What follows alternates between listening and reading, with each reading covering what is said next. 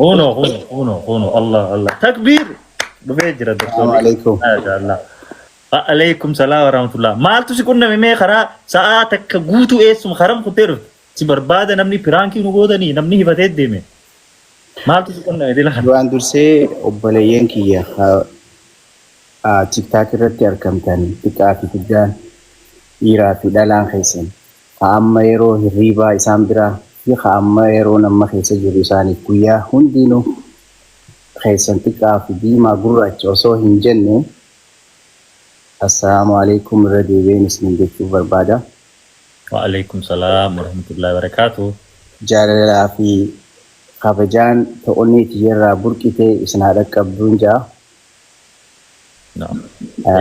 Dhugaadha bu'aa bayii meeqa keessaa hin irraan tana tiktaakii kana keessa seenee wallaahi waa hedduudhaan itti muddame. Ani irraan tana dhufee saba kiyyaaf asitti ijoollee ispeeshaalii dargaggoo akka kiyyaa biratti argamee isaaniif fakkeenya ta'uun kiyyaa dhugaa dubbachuudhaaf hedduun itti gammada. Maaliif obboleessa keenya abdeelleen haa galatoomuu asirratti naaf hiree na dhiyeessuudhaaf hedduun gammadee. Maaliif waan biraatiif illee osoo hin kabajaa isaaf qabuu fi tanii saba kiyyaaf qabuuf har'a dhugaa namni yeroo hedduu zakii daalaas zakii neessa jira meeqamii je'ee hedduu yaaddawaa ture. Kanumaanuu asirratti na harkanii yaada jiruu fi ani waan kana dirqameetuma malee asirratti illee argamee nama akkasittiif illee garsiisuu fi neechuuf illee yani nama sooshaal miidiyaatti illee miti dhugaa dubbachuu fi laakiin immoo jaalalaa fi namuma gartee yaada tokko sirratti ibsachuu fedhuu fi yaada atummaan kunuu nama akkamii isuma kanaa umeen ilaallaa tiktaakuma kanaa nama hedduudhaatu maqaa isaatiin banatee jira. Mee inni hunuu kamii inni noo tiktaakii kana ni qabamu akkamii yaada jiru garte. Kanuma hundaafuu mee waanuma kanaa warra anummaan as bahee isaaniifis mee fakkeenyaa ta'u ani waa'ee tiktaakiitii fi waa'ee sooshaal miidiyaa kanallee hedduu raawwannan jiran yooniin seenee ilaalee feesbuukni sanilleen yeroo gargaarsaa fi haalli tokko onlaayinii irratti yoo wanni maxxanfamu laalumaa fi malee nama sooshaal miidiyaatii miti. Immoo warraan tana dhugaa dubbachuudhaaf tiktaakii jechuun dirree mu'asharaa jechuun obboleessa fi.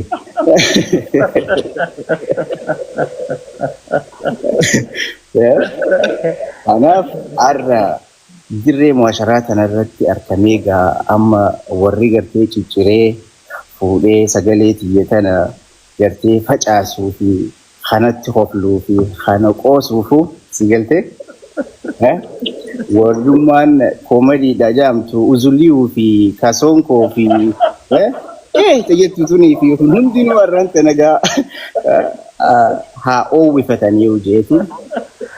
Dhugaa gochuudhaaf ani dhugaa nama shabaabaa nama gartee nama hofluu fi jaalachuu nama simachuu nama hedduu kabajaa xiqqaa guddaa osoo hin jenne dhabaa fi qabaataa osoo hin jenne kutaadhaanii fi dandaanillee nama filuu miti.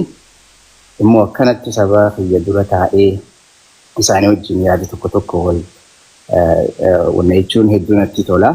Kanumaan wal qabsiisee immoo har'aan tanaa bu'aa hedduu takkaan na mudatee ani waan kanallee hin beeku. Immoo akkuma abdiin jeetti reefu isiniif tuqeetti ture.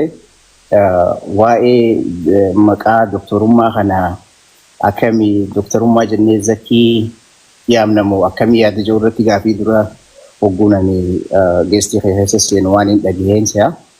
Osoo atiin dhufin dura dhiifamu osoo atiin dhufin dura maqaa baasaaf jennaani namu doktor Khaan Baabaa Khaan Haaji yaani doktorri heddummaannaan bas doktorummaa keessaa fudhannee nama kuno almost nama kum afur irratti doktorummaa kana doktoreetii kabajaa siifan nu deemna nurraa fudhattaayii asumaanuu sin jenna mee akkam jedhu. Kana irratti deebisaa kan nu barbaada. Maaliif ani dhugaa dubbachuuf doktorummaa sin barbaadu waan muuxannootti hin qabne siifi gartee dhugaa namni amma asirratti hogguu bahu ijoolleen keenyanii agarraa doktoreetummaa kabajaa tagarteetiin wal qoosanii fi kanuma abbaanii fi kanne kana taati namni immoo bifa biraatti gara biraatti illee akka biraa hubachuu waan dandahaniif ani sanii yoo na yaamu baatan natti tole jeetii yaada dhiifamaa wajjin. Tole galatoomii Zakiin nama olii tana hin feene irraa takka haganan harkee keessatti Zakiin jalqaba irratti obboleessa keenya abbaa hiyyeessaa yeroo tante qaalii aarsaa gootee sagantaa tana irratti nuuf argamuu keetiif galata maqaa kiyyaa fi maqaa ummata daawwattoota kiyyaatiin galatoomsiin jechuu barbaada. Egaa daarektii kama sagantaati seennaa gara sagantaa osoo hin seenne duratti Zakii waan jettu ni qabda. Sagantatti daarektii seenuu deemna amma ragaa fi deebii. Dhugaa dubbachuuf nama waliin jedhullee hin jiru immoo waan na mudaterraa tasbii tanaan fidadhee galtee.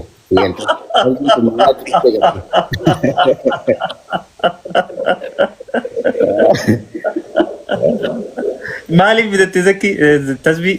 Dhugaa tasbiin tun wanni irratti dhuftee fi arra Zakiin paablika irra bahee namni arra akkuma reefu jeesanitti uzulliyuu fi maalee fi gartee kasoonkoo fi wii jechuun tun hundinuu arraan tana yaa rabbi ofaan namaa jalaa na baasi jecha kiyyallee kan ofaanii bahu gartee kalaama namni illeen itti gammadu kagaltee dhiiraa dhalaa osoo hin jenne isaanilleen itti gammadan rabbi na haa godhu anallee haa tokkummaa namaatii fi jaalala namaaf raabsu rabbi na haa godhu yaada jedhu irratti kana fidadhee jechuu barbaadeeti kana hara sagantaa naafettan irratti deemuudhaaf kan qabu banuun dandeessa. Okay. Galatoomii ummata keenya galatoomaa ulfaadhaadha. Taattaa fi ammallee itti fufaadha. Isin hojii teessan anis hojii tiyyan jalqabaa. Zakiinis waan gaafatame irratti dhaabbatee inshallah deebisaa gaggaarii akka nu deebisu abdii qabna. Hanga xumura sagantaa keenyatti nu waliin turaan afeerraa keenya sagantaa bareedduudha. Galatoomaa ulfaadhaadha. Tole mee jalqaba irratti Zakiin maqaa kan kee guutuu yeroo takka do not disturbing godha telefoonni kiyyan irra bilbilamu jira daqiiqa takka nu obsaadha dhiifama yeroo takka.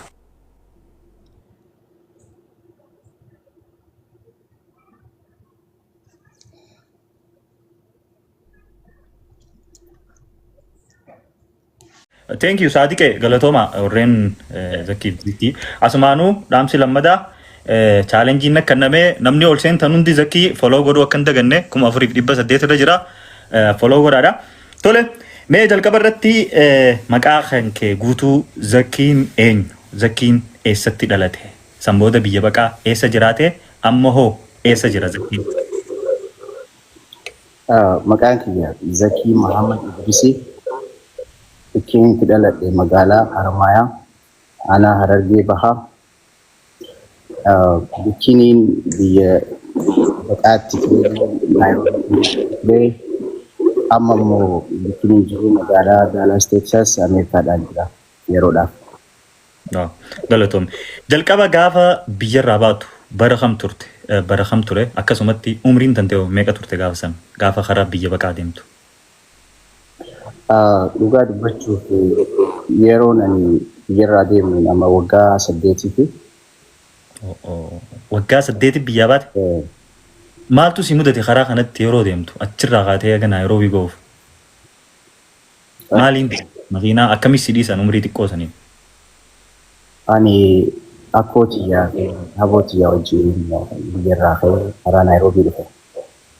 Yeroo sanitti indegee jaanini xayyaara xiqqaa tokko jira karaa 12 fuudhu. Sanini karaa Moyyaaleetiin achirraa horree Naayiroobii seenne. Yeroo sanitti wanni nama karaa kana hagaa Naayiroobii jirutti wanni kan jiru jechuudha. Allakumaan inni ga'an dhufee alhamdulillah. Maashaallah. Zakiin ijoollummaa isaa akkamitti dabarse? Maal irratti dabarse jetti gaafiin? Akkamiin dabarsite ijoollummaa hanqee? Ani ijoollummaa irraa eegalee hedduu nama daldala yookaan nagdatu waa godhuu jaallatu.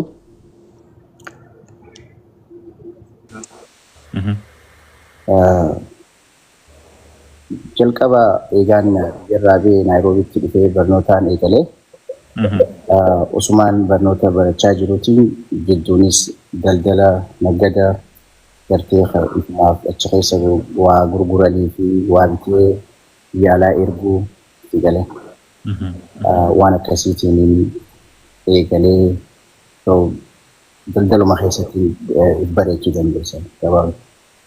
No, thank you. Sagalee jechuun jiran hordoftoonni sagalee zakkii mee? Sagalee hin dhagahamu? Amma ni dhagahamu. Yaa bilbila lafa wanna godhee jiranii sagalee isaan biraatti tole. Galatoom maaliif zakkii daalaas siin jedhu turan hawaasni siitu baafate moo maqaa kana hawaasaatu siif baase zakkii daalaasiin beekamta hawaasa biratti eenyutu siif baase maqaa kana? Akkuma beekamutti Daalaasiin magaalaa Teeksaas keessa jirtu. Ammaatu maqaa isaanii moggaasee naa moggaasee. Thank you. Ammallee sagalee jiramme sagaleen irraa akkana qabees ni hojjaa ofirraa.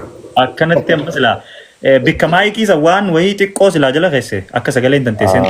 Hayyee. Akkana bareeddu amma sagaleen silaa. Yaa abdii ati kamalee na gootee bari yaa obboleessa fi wanni hin beekne nama hin beektu jaani. Okay, amma ni dhagahama hordoftoota mee zakkii mee amma ni dhagahama. Dhagahamuu ni dhagahama. Okay, qulqulluudha sagaleen ni dhagahama mi amma? Ati na dhageenyaan isaan ni dhagahanii maa rakkina qaba. Amma sin amma bareeda. Okay. Galatoomii ulfaadhumee zakkiin karaa miidiyaadhaa akkamitti dhufuu dandeesse? Dhufi jennaan immoo dhufiinsa hawaasaan yookiin uummata biraatiin addaa dhufte. Dhufiinsa hawaasa keetirratti maallaqa dhangalaasuu miidiyaa irratti footoon dantee mul'annaan zakkii nagana kan. Footoo dantee garraan zakkii nagana kan. So dhufiinsa addaatiin dhuftee miidiyaa kana immoo dhufi jennaan bikka takkatti garagalchite. Zakkiin akkamitti karaa miidiyaa kana dhufuu danda'e jalqaba? Akkasumatti eefuma miidiyaa irratti dhufe zakkiin hawaasa isaatiif gumaacha ka'ee gale nuti gaa miidiyuma irratti agarutti jirra. Mee kanaan wal qabatee jalqaba akkamitti akka karaa miidiyaa irratti namni akkanatti baasuu danda'e kanaan wal qabatee nu himi dura. Jalqaba waan hundinuu rabbuma biraahi. Ani dhugaa dubbachuudhaaf yeroo duraatiif namni qilleensa irratti na baase jaafeetu asinillee isa galateeffachuun barbaada.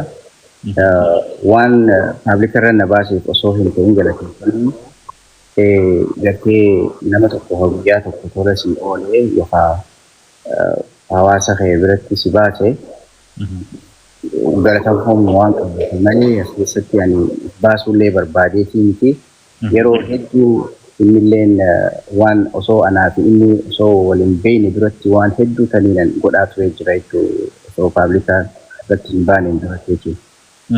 Kan amma inni waan kana hawaasaaf fakkeenya taataa waan kana immoo si jalaan illee gartee namoota ijoollee dargaggoota akka keenyaa kunilleen barnoota irraa fudhachuu dandeenya abbootii qabeenyaatii fi ilmuma namaatiifuu ati gartee tola ooltummaa ta'e sana beekuun hedduu gaariidha jee waan anis yaada san qabuu fi bifa sooshaal miidiyaatti yoo dhufte hedduu bareedanaan jennaaniin seene malee ani keessa kanallee waan hin dalaguu fi waan hin godhullee asirratti baasuu fi bu'aan asirraa harkadhullee hin jiru immoo yaallummaan kiyya hawaasni kiyyaa fi namni keenya ilmuma namaatu jechuu gartee ilma Oromoos ta'e kasaba biraatis ta'e Islaama ta'e Kiristaana ta'e waaqeffataa ta'e nama kana hunda osoon addaan hin fille itti rakkinni itti argamee fi bitti itti gargaarsatti barbaachisamutti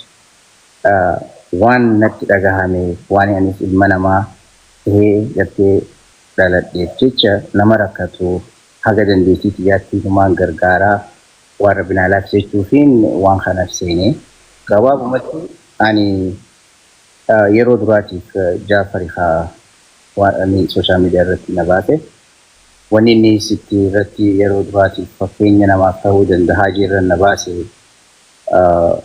haadha kiyya isii quban qabne isii manaa fi makiinaa fi waan takka isii duuba godheetiin akkasii surprise isii godhe.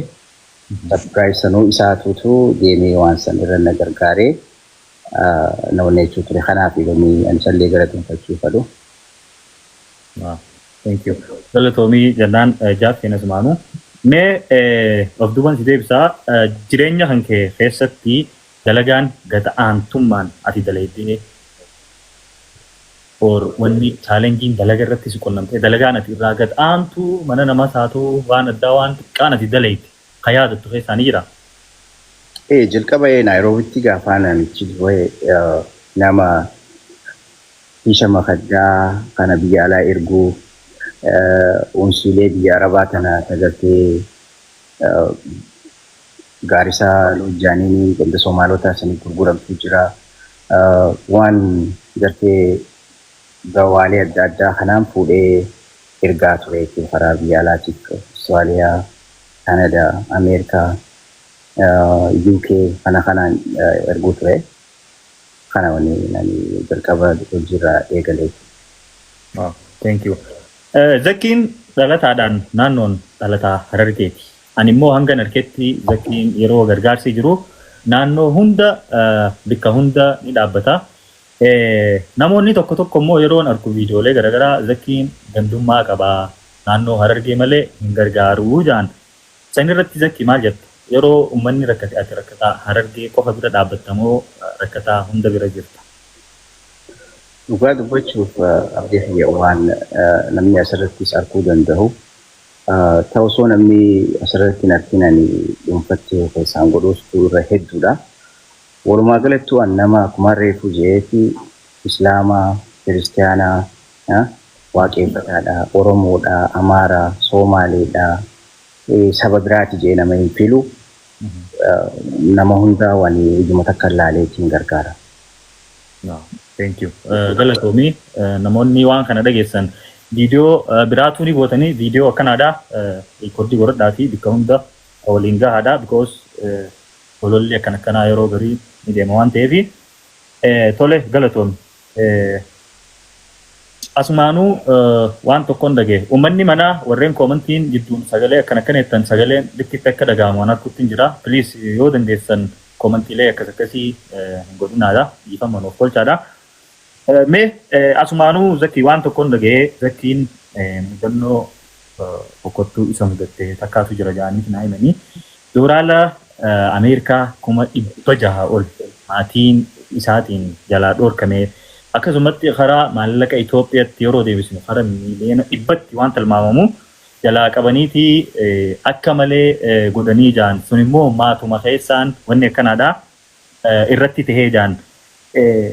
Zakkii wanni kun hagam takka dhugaadha wanni akkanaa mudannoon akkanaa si mudatee maallaqa hagana gahu namni akkamitti nama dhoorkachuu danda'a. San booda akkamitti haate maaltu si mudate waan kanarraa wanni kun jalqaba dhugaadha yoo dhugaate akkamitti ka'uu dandeessee maaltu irraa si mudatee maal irraa baratte waan kanarraa. Dhugaadha wanni sanii ni jira madura interview gabaabduu jaafetuuf na godhe irratti illee ibseetiin ture immoo gad fageenyaan yoo nama dubbadhe nama hundaatillee barnoota ta'a. Dhugaa ani aanaa kiyya nama na dhiyaatu jaarsa isiitii fi habootiyya maqaa isaanii illee asirra dhahuu hin barbaadu. Gabaabutti habootiyya jaarsa isiitii. Waan kanaan amaanaadhaan maallaqa kanallee hikanne. Osoon isaanitti hin kanniin dura beeki maallaqni kun nama alagaa nama dhalaadhaa sigaltee isilleen haa galatumtu Saadaa Jaaniini haadha warraa Zakariyaati magaaluma nuti jiraannu kana keessa jirtu isilleen dhugaa dubbachuuf asiinillee galatumfachuun barbaada. Maaliif isiin tun obboleettuma rabbiiti nama kuma faamiliitti walitti dhiyaannu. Kana bira yoo xiqqaate waggaa caalaadha malee inni kun isii bira ta'aa ture. Anamma gaa haalli yeroo sanitti naaf mijaa waan turre isii biraa illee fuudheetiin akkasitti isiilleen nama amanamu jettee yaaddu nama habooti jettee amanu faamilii hedduun qaba baay'ee asirraa Kanadaa fi Ameerikaa hedduu jira. So nama amma sila family fi keessa namni nama bira kaayyadha jee yaade kunillee isillee nama amanamaadha. So uma rakkina hin qabu yoo eegaatis isii bira kaayyachuu barbaadde isii san bira jetteetiti maqaa isiitis naa dhoofte anillee inni sun biraan kaa'u deeme jee akkasii waan san fuudhee bira kaayyachuu ijaarsa abooti jaa kana bira jechuudha. Fuudheetti geessee yeroo sanitti nama gartee ani family kiyyaa aanaa kiyyaa nama gartee waan hunda daran caalaa anaaf ta'u nama jeetiin nama kiyya abdattee waan san isaan bira geessa. Amma bikka kana garaagarummaa nama keetiitii fi nama alagaa gidduu jiruun ibsuu barbaadeetti galee. Namni alagaa jechuun waggaa tokko maallaqa bira taa'ee ture naa kannanii fuudhee bikka biraa faamilii kiyya bira geessee aanaan kiyya immoo baatii 2-3 keessatti natti taphatanii gartee bu'aa bahii meeqa keessa na dabarsanii maallaqa kana manguddoo fi sheekotanii fi namoottan isaanii dhiyaatu. Ani itti himatiin hin jiru. Maayyiirra gaa akka malee natti taphatanii yeroo sanitti anaa beeku dhugaa dubbachuudhaaf malee sanillee na barbaachisa. Muciyyoo tiyya xiqqoo takkaa jira. Tamma yeroo hedduu online kanarratti du'aayilee godhaa fi je'ee yeroo hedduu dubbatamtu. Mucayyoonni nama fayyaadhaan dhalatte yoo tiyya lammaffaati zikiraa jaaniini sukkaraatu guyyaa keessaa isitti dhufe isii amataa fi baatii takkaa. Amataa fi baatii jira. Sorry. Guyyaa keessaa sukkaritti dhufe. Ana yeroo sanitti kanaanuu bakka yaaddawaa jiru rifadhee yeroo umrii tijetti ani gaddaa gabaa agartee akka malee garaan kiyya hunna badee gaafa ilmoon tiyya san dhukkubsatte sani garte. Yeroo sanitti jechuun maallaqa kanallee na barbaachisaa maallaqa kiyya kana naa kannaa yoo dandeessan mee cinallee naa kannaa yoo illee mee hanguma feetanuu fudhadhaa hanga kana nu biraa qabdaa ja'aatii. Naa kannaadhaa je'eniitiin dadhabe. Akkasitti obboleessa kiyya maallaqa san gaa isaanis ani jaarsa isii nama akka saahibaatti walitti dhiyaannu nama wajjin yeroo gaarii hojii dabarsinu sababnummaan ani waan kanaa fuudhee itti kennuu danda'e sababa isa akka gartee saahibaatti walitti dhiyaannu. Maaliif faamilii daran caalaa bas hedduu walitti dhiyaannaa jaarsa isii kana. Gaa innilleen isaan jala goreeti isaan wajjin faamiliidha waa'ee faamilii keessa galuu hin danda'u daanjee hawaasa fi manguddoo nuguutti ergullee dubbii karaa isaaniitti jechuudha dabarsa. Gabaabumatti haalli keessa dabree yeroo sanitti garuu akkaan jabaadhu akkaan abdii horuu nama gartee sila akka isaan ittiin na fadhaniinanii yookaan deemee miidhaa isaan irra fiduu. Akkaan anummaanuu maatii tiyyaa fi jiruun tiyya sunillee laaqamtuu yookaan akkaan anummaanuu if waa godhu yookaan akkaan ani gartee waa hedduullee asirratti yooneechuullee hin barbaadu hin kenninuu maallaqa kanallee yoo barbaachisaa taatee nuti maanitti erginaa maanii jechuun nama gaa si dhawee si wanna jechuus si binnee si wanna boonallee jaanii na sodaachisaa turan. Haga san anillee nama akkasitti bikka kannuu fi siintiisi nama uumamaanis nama waa sodaatu miti. Akkaan anilleen yookaan qawweellee qabadhee dukkaana qabanii dukkaana isaaniitti faa dhaqee kaameeraa faa ilaalanii ruufii faana godhatanii hidhaa faa nanaquudhaaf si galte. Sochii meeqa kanarratti yaadanii ani immoo taargeeta isaan keessatti na harkachuu barbaadan isaan keessatti illee hin gallee fi guutumaa guututtuu eegaan manguddoo fi sheekanii fi hawaasa ollaa magaalaa jiruutiin illee dadhabee rabbuma irratti hin dhiisee ilaa aduu ammaa jechuun ammaa achiita jidduu waggaa 3 akkasittiin firraatti dhiisee onnadhee karaa jiruutiin yaadamee dalagachaa alhamdulillah as ga'ee bira kutee maatii kiyya gargaaree saba kiyya akka dandeettii kiyyaatti fakkeenya hawaasa kiyyaatullee akkaan ta'uu danda'utti gargaaraa jira. Fadliin sun hundinuu beekumsa kiyyaa fi dandeettii kiyyaa fi humna kiyyaan osoo hin ta'in tanuma rabbii guddaa ol ta'eeti. Kana fakkaata gabaabatti obboleessa keessa. Masha Allah. Rabbuma irratti dhiifte rabbiin saasan caalu si baafannu ammallee si kannee jira. Waan guddaa waan irraa baratanii barumsa guddaadha irraa baratanii galatoomii ulfaadhu mee sadagaa fi itti aantutti gargaarsa hanga irraa kannite keessaa gargaarsootu hunda haga irraa gargaarsi hisaaban qabu yeroon si gaafadheetiin ture keessaanillee mee ni yaadatta waan kannite kana namoota sin jennaan wallahi yaadadhu naan jettee yoo kun hedduminarraa hanka'e gargaarsoota haga irraa kannite keessaa gargaarsi sarpiraayis godhee si boochise gammachuu keessa si boochise ni jira yaadattu ni qabda gargaarsoota kana keessaa. Dhugaadha.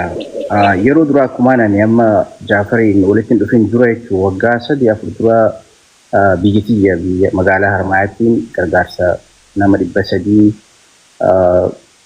nyaataa fi raashina kana zayitaa fi waan dhangaallee qabsiisee fi nama nyaachisaa ture. Yeroo milkiina waraabanii natti keessaan natti ergan hedduu garaa kiyya na badee boo'ee gaafa san jechuun kan yeroo duraatiif akka malee gaddee ture hedduu garaa kiyya na badee. Masha Allah. Galatoomi har'a gaafiilee itti aantutti ol duraa duraan durarraa. Akkana itti gaafiin zakkiin dargaggeessa bareedaadha maallaqa qaba. Harkistuu qaba. Egaa waa hunda rabbiin sii kannee jira. Zakkiin jaalalaan qabamee fayyatti. Mateen jaalatti sun tujjaaraa miskiina guddaa xiqqaan jettu gaafa shabaabummaa dardara lafaa haatu irratti jaalalaan qabamtee ni beekta. Yoo qabamtee jiraatte jalqaba bara kami ati umrii meeqaa jaalalti si qabdi?